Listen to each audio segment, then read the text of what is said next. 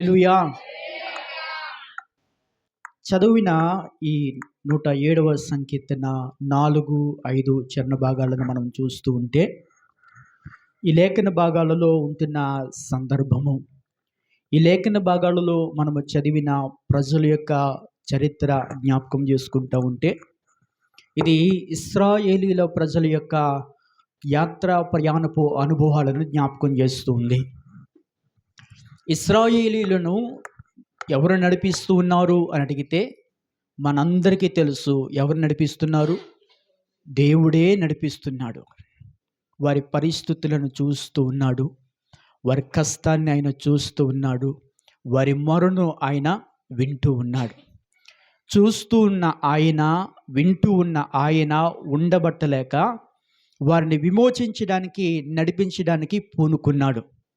ఈ ఘట్టాన్ని చూసి నేను జ్ఞాపకం చేయాలనుకుంటున్న భావన ఏంటంటే, ప్రతి వారు గమనించవలసిన సందర్భము, ప్రతి ఒక్కరూ అర్థం చేసుకోవాల్సిన సంగతి ఏంటంటే, భూమి మీద పుట్టిన ప్రతి వారిని కూడా నడిపించేవాడు దేవుడు అని. హల్లెలూయా. ప్రతి ఒక్కరిని కూడా ఆయనే నడిపిస్తాడు. ఆయన నడిపించకుండా ఎవ్వరు కూడా ముందుకు అడుగు వేయలేరు. దేవుని వాక్య భాగములలో కాకుండా చిన్ననాటి దినాలలో వింటున్న కథలలో ఒక వృత్తాంతాన్ని మీరు ఎరుగుదురు. ఇది మనకు సంబంధం లేకపోయినా పూర్వీకులు పిల్లలతో మాట్లాడిన ఘట్టము. ఏమని మాట్లాడుతూ ఉండేవారంటే, ఆ కథలో దేవుని భార్య దేవునితో అడుగుతూ ఉండేదట, ప్రతిరోజు నువ్వు సాయంకాలం అయ్యేసరికి ఎక్కడికి వెళ్ళిపోతున్నావు, కనబడటం లేదు అని అడుగుతూ ఉంటే, లేదు నాకు చాలా పని ఉంది. ఏంటి ఆ పని అడిగిందట. అడిగితే అప్పుడు ఆయన చెప్పాడట, భూమి మీద ఉంటున్న ప్రతి జీవరాశిని నేనే పోషిస్తాను, వాటికి కావలసినవన్నీ నేనే చూసుకోవాలి అని చెప్పాడట. అవునా అన్నదట. అవును, నేను లేకపోతే అవి జీవించలేవు అని అన్నాడట. అప్పుడు సరే చూద్దాం అని పంపించింది. ఆయన వెళ్ళాడు, ప్రతి జీవి యొక్క ఆకలి తీర్చాడు. వచ్చేసరికి ఈమె చిన్న బరిణిలో చిన్న చీమను దాచిపెట్టి ఉంచిందట. అప్పుడు అన్నిటికీ పెట్టేశావా? అన్నిటికీ పెట్టేశాను. మరి దీని సంగతి ఏంటి అని అడిగిందట. దేని సంగతి అంటే, నా చేతిలో ఉన్న. మరి నువ్వే చూడు అన్నాడట. చూసేసరికి చిన్న వడ్ల గింజ కొరుకుతూ కనిపించిందట. ఈరోజు ఏ మతములోనైనా మనకు జ్ఞాపకం చేస్తున్న సారాంశం ఏంటంటే, దేవుడే మనల్ని నడిపించేవాడు. హల్లెలూయా. సమస్త ప్రజలను కూడా నడిపించేది ఆయనే. ఆయన మనలను నడిపిస్తున్నప్పుడు కొన్ని సందర్భాలలో అర్థం చేసుకోకుండా వ్యవహరిస్తూ ఉంటాం మనం. ఆయన నడిపిస్తున్న విధానాన్ని గమనించుకోకుండా వ్యవహరిస్తూ ఉంటాం. ఇక్కడ సాక్షాత్తు దేవుడే తన ప్రజలను నడిపిస్తున్నప్పుడు ఆ ప్రజలు ఏమని మాట్లాడుతున్నారంటే, మాకు నివాసపురం ఏమీ లేదు, ఎడారులో మేము ఎటు వెళ్ళాలో అర్థం కాక తిరుగుతూ ఉన్నాము, ఆకలి దప్పికలతో మేము అలమటించిపోతూ సొమ్మసిల్లిపోతున్నామని చెప్తూ ఉన్నారు. ఆ మాట ఎంతవరకు నిజము? దేవుని యొక్క చేతిలో తన ప్రియమైన కుమారుడు నడిపింపబడుతున్న జీవితం ఎలా ఉంటుందా? ఆలోచన చేస్తూ ఉంటే నాకు అర్థం కావటం లేదు. నాకు 2 పిల్లలు ఉన్నారు. ఆ 2 పిల్లలను కూడా నడిపించే బాధ్యత నాకు ఉంది. ఆ చిన్న పిల్లలను నడిపిస్తున్న విధానంలో ఒక చిన్న సంగతి జ్ఞాపకం చేస్తున్నాను, అతిశయానికి కాదు కానీ, ఉదయాన్నే వాళ్ళకి స్కూల్కి దిగబెట్టడానికి నేనే వెళ్తాను. ఏమో మార్గ మధ్యలో ఎక్కడ తనుకొని పడిపోతారేమో అని చెప్పి వారు స్కూల్లో క్షేమంగా వెళ్ళడానికి ఒక బస్సు ఏర్పాటు చేశాను. మధ్యాహ్నం తినడానికి ఒక క్యారేజీ ఏర్పాటు చేశాను. ఒకవేళ లంచ్ టైం తర్వాత బ్రేక్ పీరియడ్లో ఏమైనా తినాల్సి వస్తేనేమో అని చెప్పి స్నాక్స్ కూడా సిద్ధపరుస్తున్నాను. సాయంకాలం బస్సు దిగినంటేనే మళ్ళీ ఇంటికి రావడానికి నేనే గబగబా వెళ్ళి ఎదురు చూస్తున్నాను. నీతి తప్పిన ఒక చిన్న వయసు కలిగిన నాకే ఇంత జాగ్రత్త ఉంది కదా, మరి న్యాయవంతుడైన దేవుడు తన పిల్లలను నడిపించేటప్పుడు ఇంకెంత జాగ్రత్తగా ఉంటాడు? అంత జాగ్రత్తగా ఉంటున్న తండ్రిని భూమి మీద జీవముతో నడిపింపబడుతున్న భక్తులు మాట్లాడుతున్న మాట ఏంటంటే, ఆయనే ఉంటే మాకెందుకు ఈ కర్మ, ఆయనే ఉంటే మాకెందుకు ఇలా జరుగుతుంది, ఆయనే ఉంటే మాకెందుకు ఈ కరువు, ఆయనే ఉంటే మా పరిస్థితులు ఎందుకు ఇలా మారుతాయి అని చెప్పి వారు మాట్లాడుతున్న ఘట్టము చూస్తూ ఉంటున్నాం. ఇదే వృత్తాంతాన్ని సంఖ్యాకాండములో భక్తులు ఏమని మాట్లాడతారంటే 21వ అధ్యాయము 4వ వచ్చిన భాగంలో ఇలాగ మాట్లాడుతూ ఉన్నారు. 21వ అధ్యాయము 4వ వచ్చిన భాగంలో సంఖ్యాకాండము.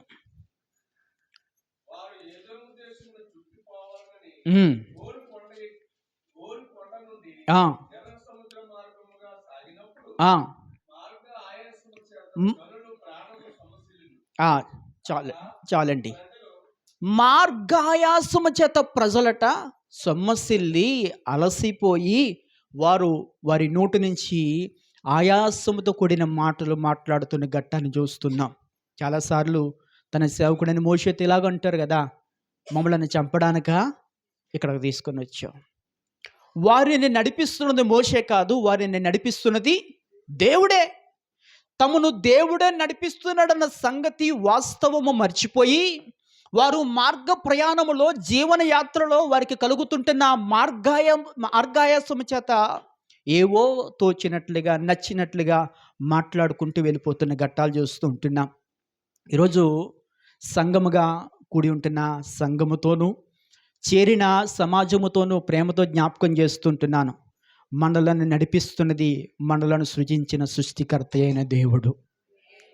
ఆయన మనలను నడిపిస్తున్నప్పుడు ఆయన చెయ్యి పట్టుకుని నడవవలసిన వారుగా ఉంటున్నాం తప్ప ఇలా ఎందుకు జరిగింది అనే మాట అడిగే యోగ్యత మనకు లేదు.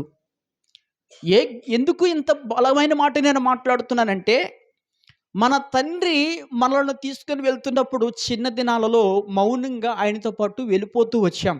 ఎక్కడికి తీసుకొని వెళ్తే అక్కడికి. కాస్త ఎదిగిన తర్వాత ఏమవుతున్నాం తెలుసా? ఎక్కడికి వెళ్తున్నాము? షాపింగ్కి వెళ్తున్నామా, అమ్మమ్మ ఇంటికి వెళ్తున్నామా, తాత ఇంటికి వెళ్తున్నామా అని చెప్పి వారు ఎదుగుతూ ఉన్న కొలది వారి సందేహాలు పెరిగిపోతూ ఉంటున్నాయి. ఈరోజు నేను అంటున్నాను, ఆత్మీయ జీవితంలో కావచ్చు, శారీరక జీవితంలో కావచ్చు, మానవుడు అభివృద్ధి చెందుతూ ఉన్న కొలది దేవుని ఆలోచన ఎరగలేని వారుగా, దేవుని యందు పరిపూర్ణమైన విశ్వాసంతో నడిపింపబడలేని వారుగా మిగిలిపోతూ వస్తున్నారు. ఈరోజు ఆయన మీద పరిపూర్ణమైన నమ్మకముతో ఆయన మనల్ని నడిపిస్తున్న మార్గాలకు మనం వెళ్ళడానికి సిద్ధపడినప్పుడు దీవెనికరమైన మార్గాలలో మన కుటుంబాలు నడిపింపబడుతూ ఉంటాయి. ఒక ఉదాహరణ మీకు జ్ఞాపకం చేయడానికి ఇష్టపడుతుంటున్నాను. హెబ్రీయులకు రాసిన పత్రిక 11వ అధ్యాయము 8వ వచ్చిన భాగంలో ఉంటున్న మాటను మనం చూస్తూ ఉంటున్నాం. హెబ్రీయులకు రాసిన పత్రిక 11వ అధ్యాయం 8వ వచనములో ఇలాగూ రాయబడుతూ ఉంది. అబ్రహాము పిలువబడినప్పుడు విశ్వాసమును బట్టి ఆ పిలుపునకు లోబడి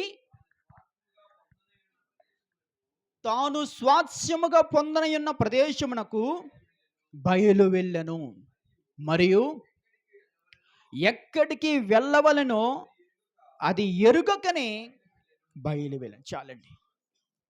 దేవుడు అబ్రహాముతో చెప్పాడట, అబ్రహామా, నువ్వు లేచి నేను చూపించబోయే దేశానికి వెళ్ళు. దేవుని యొక్క పిలుపు అందుకొని దేవుడు చెప్పిన స్థలానికి వెళ్ళడానికి సిద్ధపడిన జీవితము అబ్రహాములో మనం చూస్తూ ఉంటాం. అబ్రహాముకి ఒకటి తెలుసు, అబ్రహాముకి మార్గము తెలుసు, గమ్యము తెలియదు. దేవుడు తనను ఎలాగూ స్థిరపరుస్తాడో, దేవుడు తనను ఎక్కడ స్థిరపరుస్తాడో, దేవుడు తన జీవితాన్ని ఎలాగూ మలుస్తాడో అబ్రహాముకు తెలియదు. కానీ దేవుడు చెప్పిన చోటు మాత్రమే తెలుసు. దేవుని మాటను నమ్మి ప్రయాణము ప్రారంభించాడు. మార్గ మధ్యలో అడుగుతున్నారు, ఏం చిన్న ఎక్కడికి వెళ్తున్నావు అంటే తెలీదు. ఆయన పిలవమంటే ఆ పిలుపుకు లోబడి నేను వెళ్తున్నాను అని పిలిస్తే ఆ పిలుపుకు లోబడి నేను సిద్ధపడి వెళ్తున్నాను. మార్గ మధ్యలో అడుగుతున్నారు, ఏమయ్యా ఇంత సమూహంతో ఇంత బంధువర్గంతో నువ్వు వెళ్తున్నావు, ఏటి సంగతి అని అడిగితే నాకు ఎక్కడికి వెళ్తున్నానో తెలియదు, కానీ ఆయన మాత్రం రమ్మన్నాడు, ఆయన మాటకు లోబడిని వెళ్తున్నాను. ఈరోజు దేవుడు పిలుస్తుంటున్న ప్రయాణపు మార్గాలలో అబ్రహాము గారు చక్కగానే నడుస్తూ వచ్చారు, కానీ సారమ్మ గారి జీవితంలో కాస్త మార్గాయాసము కలిగింది. దీవిస్తాడన్నావు, మంచి పేరునిస్తాడన్నావు, చక్కటి ఖ్యాతిని కలుగు చేస్తాడన్నావు, అసలు పిల్లలే లేదు కదా, మొట్టమొదటి ఆశీర్వాదమే మన కుటుంబాలలో మనమిద్దరము పొందుకోవటం లేదు. ఇక తర్వాత ఆశీర్వాదాలన్నీ ఎవరికి కావాలండి అని మాట్లాడుతూ వచ్చింది. దీనిని అర్థం కావడానికి జ్ఞాపకం చేస్తుంటున్నాను. శారమ్మ ఒకే ఒక మాట చెప్పింది. ఆయన ఎన్నిచ్చినా మనకేంటయ్యా, మనల్ని తల్లిదండ్రులుగా చేస్తే చాలు. ఆయన మనకి ఎన్నిస్తే ఏంటి? మనల్ని తల్లిదండ్రులుగా చేస్తే చాలు. నేను అమ్మ అనే మాట నోరారి వినాలని ఉందయ్యా, అది నాకు చాలు. నిన్ను నాన్న అని మన పుట్టిన బిడ్డ వింటే పలికితే వినాలని నేను ఆశపడుతుంటున్నాను. ఈరోజు జ్ఞాపకం చేస్తుంటున్నాను. శారమ్మ ఆలోచన, మమ్మల్ని మేము తల్లిదండ్రులుగా ఉంటే చాలు. దేవుడు వారిని నడిపిస్తున్నాడన్న సంగతి మర్చిపోయి, వారు దేవుని మార్గాలలో ప్రయాణం చేస్తున్నారన్న సంగతి గమనించక వారు అలాగ చేస్తున్నారు. కానీ దేవుని ఆలోచన ఏంటో తెలుసా? నిన్ను ఒక బిడ్డకి తండ్రిని చేయటం కాదు, సర్వలోకమునకే మిమ్మల్ని తల్లిదండ్రులుగా మార్చాలని. హల్లెలూయా, హల్లెలూయా. ఈరోజు విశ్వాసపు యాత్రలో జీవిస్తుంటున్న మనకు, మన జీవితాలలో ఆత్మీయ పితామహుడు ఎవరు అంటే గనక అబ్రహాం అనే చెప్తాం. మన విశ్వాసమునకు తండ్రి ఎవరు అంటే అబ్రహాం అనే చెప్తాం. ఈరోజు వాళ్ళు అనుకున్నారు మేము ఒక్క బిడ్డకు తండ్రి అయితే చాలు. నా దేవుడు అంటున్నాడు, పట్టజాలనంత లెక్కింప సఖ్యము కానీ సమూహముకు మిమ్మల్ని తండ్రులుగా చేస్తాం. ఈరోజు దేవుని ప్రయాణంలో ముందుకు కొనసాగుతున్న మన జీవితాలలో ఆయన మార్గాలను ఎరిగి గమనించి అర్థం చేసుకొని ప్రయాణం చేయగలిగితే మెండైన ఆశీర్వాదములకు హక్కుదారులుగా మార్చబడగలుగుతామని జ్ఞాపకం చేస్తుంటున్నాను. ఈరోజు అబ్రహామును అనేక మంది ప్రశ్నిస్తుంటున్నప్పుడు, అబ్రహామును అనేక మంది అడుగుతున్నప్పుడు ఆయన చెప్పగలిగిన ఒకే ఒక మాట, ఏం చెప్పాడో నాకు తెలియదు కానీ ఇలా చెప్పుండొచ్చని నేను అనుకుంటున్నాను. ఏం చెప్పుంటాడో తెలుసా? నేను ఎక్కడికి వెళ్తున్నానో నాకు తెలియదు కానీ నన్ను పిలిచిన వాడు మాత్రం నమ్మదగినవాడు. నా గమ్యం ఏంటో నాకు తెలియదు, కానీ నన్ను తీసుకెళ్తున్న వాడు మాత్రం నమ్మదగిన వాడని నాకు తెలుసు. ఈరోజు నువ్వు ఏ మతంలోనైనా ఉండవచ్చు, ఏ వర్గంలోనైనా జీవించవచ్చు, ఏ సమాజంలోనైనా బ్రతకవచ్చు, కానీ నిన్ను కలుగు చేసిన వాడు మాత్రం నమ్మదగిన వాడని రాత్రి చెప్పడానికి ఇష్టపడుతుంటున్నా. నీ జీవితాన్ని మార్గములు విడిచిపెట్టేసేవాడు కాదు, నిన్ను గమ్యము దాకా చేర్పించి నడిపించేవాడు. విశ్వాసముతో అడుగు ముందుకు వేయడానికి సిద్ధపడితే మహిమార్థంగా మన కుటుంబాలను కట్టడానికి ఇష్టపడేవాడుగా ఉంటున్నాను జ్ఞాపకం చేస్తున్నాను. హల్లెలూయా, హల్లెలూయా. రెండవ వ్యక్తిని జ్ఞాపకం చేసి నేను ముగిస్తాను. మార్గం తెలుసు కానీ గమ్యం తెలియదు. మన ముందు అబ్రహాం గారి గురించి చదువుకున్న మార్గం తెలుసు, గమ్యం తెలియదు. కానీ ఇప్పుడు నేను చెప్పాలనుకునే వ్యక్తికి మార్గం తెలియదు కానీ గమ్యం తెలుసు. దేవుడు తనని ఎక్కడికి తీసుకువెళ్తాడో తెలుసు, దేవుడు తనని ఎక్కడ కూర్చుండబెడతాడో తెలుసు, కానీ ఎలా కూర్చుండబెడతాడో తెలియదు. ఆయన పేరు యోసేపు.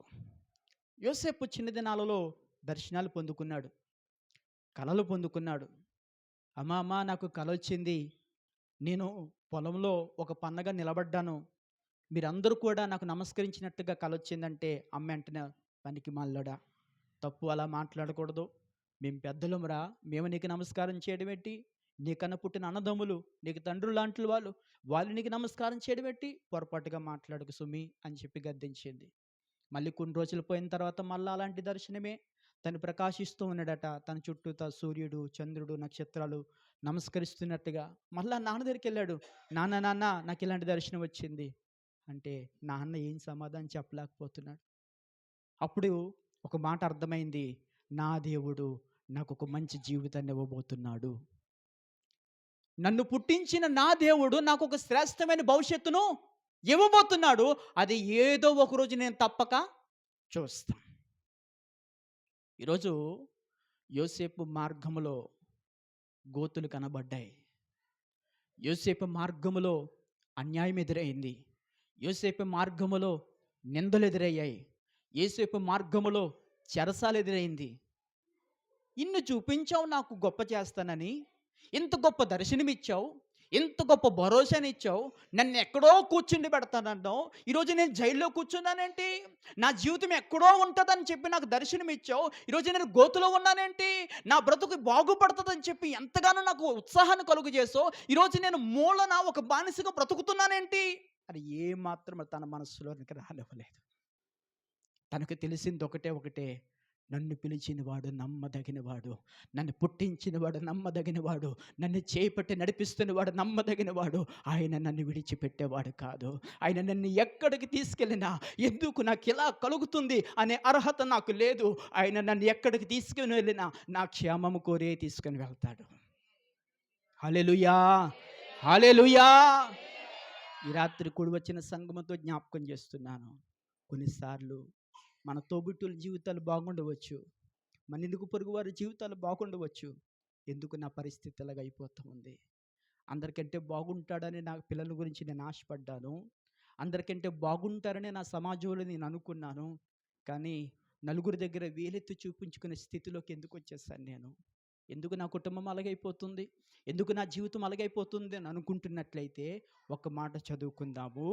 హోషేయ గ్రంథము 2వ అధ్యాయము 14 వచ్చిన భాగములో, హోషేయ గ్రంథము 2వ అధ్యాయము 14 వచ్చిన భాగములలో,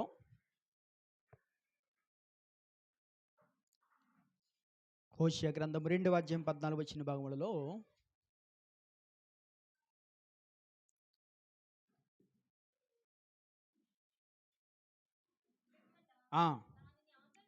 ఆకర్షించి అరణ్యములోనికి కొనిపోయి అక్కడ నేను ఆమెతో ప్రేమగా మాట్లాడుదును. చాలండి.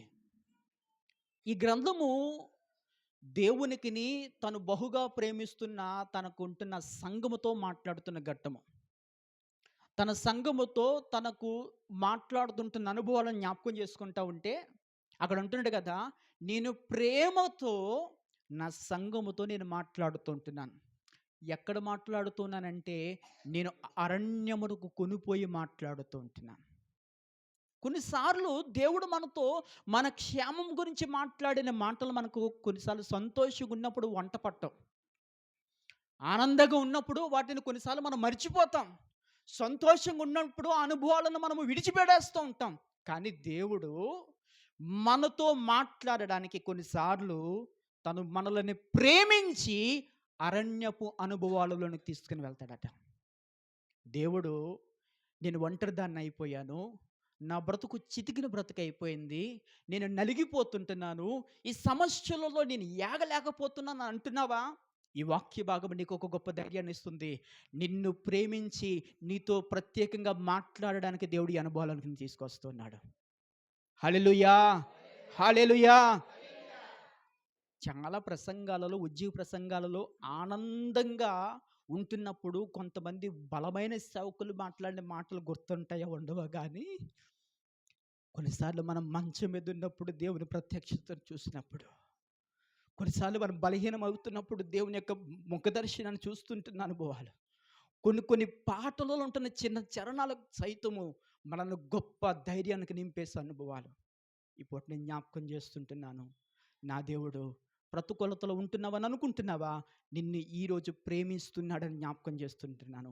ఈ ప్రేమ అనుభవాలలో నువ్వు నిలవడానికి ఇష్టపడగలిగితే లెక్కకు మించిన ఆశీర్వాదాలలో నడవడానికి దేవుడు మనల్ని సిద్ధపరుస్తూ ఉంటాడు. హల్లెలూయా, హల్లెలూయా, హల్లెలూయా.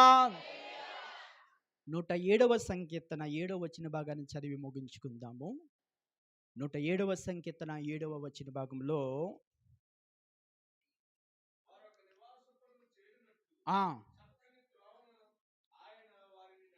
చాలండి. వారు ఒక నివాసపురము చేరినట్లుగా చక్కని త్రోవను ఆయన నడిపించాడని ఆయన అంటున్నాడు. ఆయన ఏమి నడిపించాడండి? నేనే లేకపోతే ఈ కుటుంబం ఇలా కట్టబడేదా? ఆయన ఏమి నడిపించాడండి బాబు? అరణ్యంలో ఎన్ని ఆకలి దప్పికలతో మేము అలసిపోయామో తెలుసా? ఆయన ఏమి నడిపించాడండి? మార్గంలో కాస్త ఎండకు ఒక చెట్టు కొమ్మ కూడా మాకు దొరకలేదు తెలుసా అనేమో వీళ్ళు అంటున్నారు. ఆయన అంటున్నాడంటే నేనే వారిని చక్కని మార్గాలలో నడిపించాను. దేవుని మాట నమ్ముదామా, మనుషుల మాట నమ్ముదామంటే ఇక్కడ దేవుని మాటే నమ్మాలి. ఎందుకొరకంటే ఆయన న్యాయవంతుడు, ఆయన మాట తప్పనివాడు, ఆయన అబద్ధమాడేవాడు కాదు. యోసేపును ఇందాక జ్ఞాపకం చేసుకున్నాం గదా! ఈ యోసేపే ఇంకొక మాట జ్ఞాపకం చేస్తుంటున్నాడు. ఆదికాండం 45వ అధ్యాయము 5, 7 వచ్చిన భాగాల్లో ఇలా జ్ఞాపకం చేస్తుంటున్నాడు. ఆదికాండము 45వ అధ్యాయము 5, 7 వచ్చిన భాగాలలో, అయినను నేను ఇక్కడికి వచ్చినట్లు మీరు నన్ను అమ్మివేసినందుకు దుఃఖపడొద్దు. ఆ! ఆ! చాలండి. ఎవరు పంపించారని ఎవరికి అర్థమైంది? దేవుడు పంపించాడని యోసేపుకి అర్థమైంది కాబట్టి గుంటలో సనగలేదు. దేవుడు పంపించాడని యోసేపుకి అర్థమైంది కాబట్టి జైలులో సనగలేదు. దేవుడు పంపించాడని సంగతి యోసేపుకి అర్థమైంది కాబట్టి నిందలొచ్చినప్పుడు సనగలేదు. దేవుడు పంపించాడన్న సంగతి యోసేపుకి అర్థమైంది కాబట్టి బానిసలో ఉన్నప్పుడు కూడా మౌనంగా నడవడం ప్రారంభించాడు. ఈరోజు నీవు నడిపింపబడుతున్న మార్గాలలో ఒంటరిదానివిగా ఉన్నావేమో, ఒంటరివాడివిగా ఉన్నావేమో. నిన్ను నడిపిస్తున్నది నీ దేవుడు. నీ దేవుడు. ఆయన విడిచిపెట్టేవాడు కాదు. నీకు మార్గములను సరళం చేసేవాడు. ప్రతికూలతలు ఉంటున్నాయి అని అనుకుంటే చివరిగా ఈ మాట జ్ఞాపకం చేస్తున్నాను. ప్రతికూలతలు ఉన్నాయన్న మాట ఎంత వాస్తవమో, ఆకలితో ఉన్నారు అన్నది ఎంత వాస్తవమో, దాహంతో ఉన్నారు అన్నది ఎంత వాస్తవమో, అదే అరణ్యపు మార్గాలలో ఆకలితో అలమటించిపోతున్న వారికి మన్నాను కురిపించడం కూడా అంతే వాస్తవం. తినడానికి మాకు దప్పికేస్తుంది అన్నది ఎంత వాస్తవమో, ఎన్నడూ ఎక్కడ దొరకని రుచికరమైన నీటిని పొందుకోవటం కూడా అంతే వాస్తవం. ఎప్పుడు ఎవ్వరు భుజించిన ఆహారాన్ని పొందడం కూడా అంతే వాస్తవం. ఈరోజు కూడి ఉంటున్న మనందరి జీవితాలలో దేవుడు అటువంటి బలమైన కృప ప్రసాదించి తన నామమునకు మహిమార్థముగా మనల్నందరినీ సిద్ధపరిచి బలపరిచి నడిపించునుగాక. ఆమేన్.